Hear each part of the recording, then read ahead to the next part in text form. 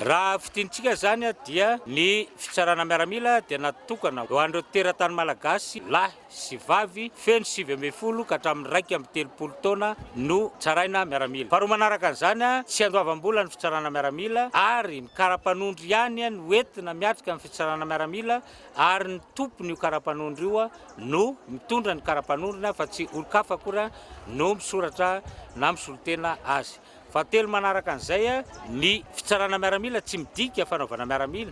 Ireo kosa izay maniry ny anao miaramila dia mametraka ny fangatany eny anivon'ny biraon'ny fiarovana any amin'ny distrika tsirairay misy azy. Ary amin'izay fotoana izay ny taratasy entiny dia ny taratasy fotokopian'ny taratasy nanaovany fitsarana miaramila, fangatahana ny mba hiantsoana azy hanao ny fanompoam-pirenena ary ny fotokopian'ny karapanondro anazy.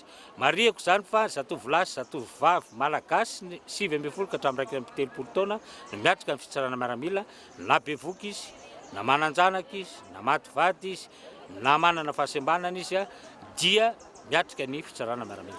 Ny fandaminana faritra sasany dia ny eo anivon'ny distrika tsirairay aby dia efa misy ny tetiandro izay fa na niaraka ny volavolainy niaraka atao amin'ireo tompona ndraiky mpanjakana any an-toerana dia mba samy mijery ny tetiandro eny amin'ny toerana amin'ny distrika misy antsika tsirairay aby isika.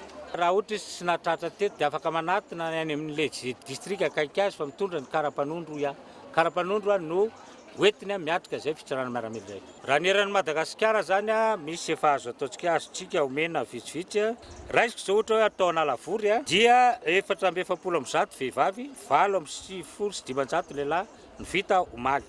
Andraytsika ny tao andapa 470 lehilahy, 12 vehivavy omaly io Andray isika tany Vavatenina Analanjirofo tao amin'ny Foibe Pitsarana Anjahabe ambany vohitra io any amin'ny commune io 90 lehilahy, 9 vehivavy. Tao manompana 12 lehilahy, 20 vehivavy. Tao Mananara Avaratra 530, 20 vehivavy, 7 lehilahy. Eto dia jerova ny famadika izay le ataontsika izay zavatra izay. Andraytsika ny any Antsoy. Antsoy zany efa vita zany amin'izao fotoana izao 700 lehilahy, 720 sy 200 vehivavy. Zay ataontsika hoe zay ny efa vita tanteraka zany. Raha isika ny tao Toliary voalohany Toliary voalohany omaly io fa mbola mitohy ao anatin'ny 3 andro tapitra amin'ny zomana ao Toliary fa ny andro voalohany 20 ny vehivavy, 700 ny lehilahy. Tao Fianaratsoa 7,700 ny vehivavy, 20 sy 500 ny lehilahy omaly. Ny eto Antananarivo manokana mandeha arrondissement sy ny boriboritany io dia eo moa misy ny ataontsika hoe ny tompona andraikitra dia angamba ho jerentsika eo zany ny any Antananarivo manokana. Raha isika zao ny Tanosbe dia 20 ny lehilahy, 7 ny vehivavy. Ho an'izao tsy afaka moa zany dia ny sabotsy dia misy ny fitsarana natokana ho an'ny rehetra na ho an'izay mbola tsy nahatratra ny latsinainy ka hatramin'ny zoma eto amin'ny Betongolo. Amin'izao oritenenantsika izao misy any Fianaratsoa, misy any Toliara, misy any Vavatenina, misy any Kongy, any Akora.